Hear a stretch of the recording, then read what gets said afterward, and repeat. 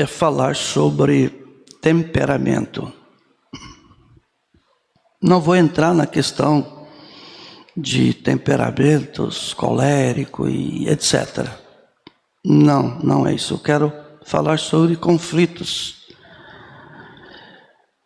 Porque conflito vai assim ajudar nós a entender algumas coisas que incomodam.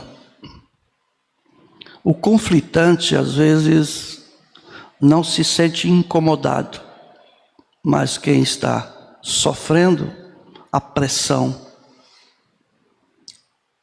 é que sabe a situação que está enfrentando. Então, temperamento é um estado fisiológico característico de um indivíduo ou personalidade. É um conjunto de tendências, é caráter. Então, vai um pouco mais daquilo que a gente pode pensar. Eu creio que é na revelação de Jesus Cristo, o irmão Brano ensina que só tem uma coisa que a gente vai levar daqui. É o caráter. E o caráter tem tudo a ver com o estado de espírito, porque é uma questão espiritual. Um bom caráter ou um mau caráter. Como nós alimentamos para manter o corpo natural, a gente também pode alimentar esse temperamento na questão espiritual. Então, são dois temperamentos na mesma casa, até que não vêm os filhos. Porque depois que os filhos vêm, pode ser mais, pode ser 4 temperamentos, ou 3 temperamentos, 5 temperamentos, 7, 9, 12, 18, 20, 36, como eu conheci um irmão que disse que eles eram em 42. Isso filhos, mais o casal, 46. Então são temperamentos. E existem muitas divergências. Então é um estado fisiológico característico de um indivíduo, é uma personalidade, ou um conjunto de tendências. Então é um desenvolvimento de temperamentos dentro da mesma casa. E que nós vamos precisar muito de Deus, ou precisamos muito de Deus. Muitas famílias sobreviveram até aqui. Não tínhamos ensinamentos e conhecimento como temos agora. Deus, pela misericórdia, ajudou essas famílias, mas existem muitas mágoas, existem muitos conflitos, existem muitas tristezas nessas famílias por causa desses conflitos. Às vezes o esposo não conseguiu, às vezes a esposa não conseguiu, ou os filhos não conseguiram.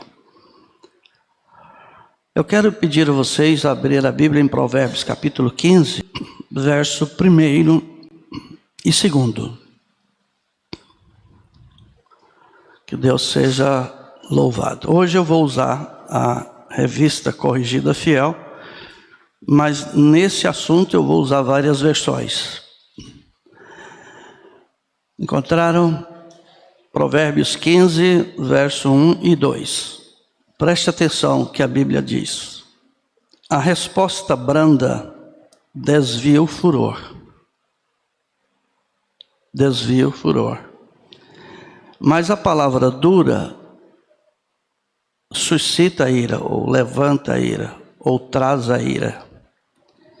A língua dos sábios adorna a sabedoria, mas a boca dos tolos derrama a estultice.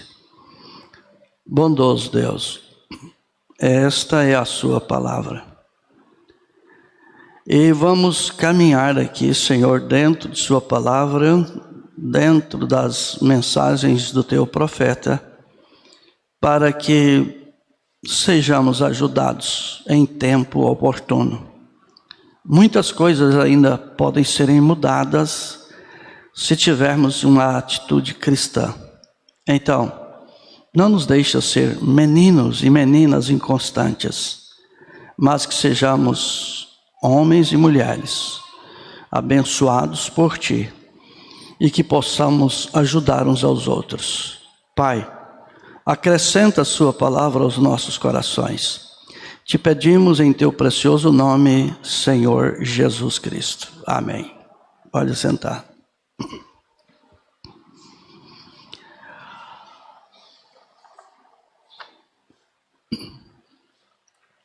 Salomão teve muita experiência nessa questão de família.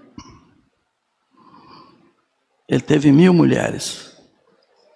Questão política, tinha que conquistar os reinos, vivia a poligamia. Se nós lermos Casamento e Divórcio, nós vamos ouvir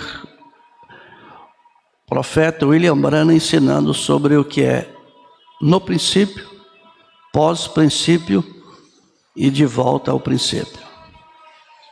No princípio foi um homem e uma mulher. Pós-princípio foi um homem e várias mulheres. Mas de volta ao princípio é como foi no princípio. Um homem e uma mulher. O que passa disso é arranjo, é enxerto, é emendas. Nós vivemos uma mensagem de restauração de todas as coisas. Na verdade, Elias virá primeiro e restaurará todas as coisas. Então, nós estamos vivendo a mensagem de restauração, de volta ao princípio. Tudo tem que ser ao original. A terra será purificada, será queimada e o Éden será restaurado. A mensagem que nós anunciamos é a mensagem da restauração da árvore noiva. E aqui em Provérbios, este homem,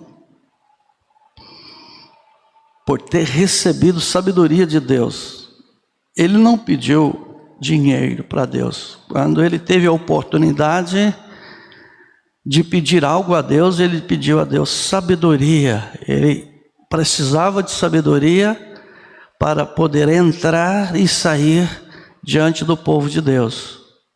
Ele precisava de sabedoria para julgar os problemas existentes entre o povo. E aqui esta escritura, se a gente olhar ela com exatidão, se nós vamos fazermos como os irmãos de Bereia, quando os irmãos de Bereia ouviu o evangelho pregado, eles foram examinar para ver se aquilo estava correto.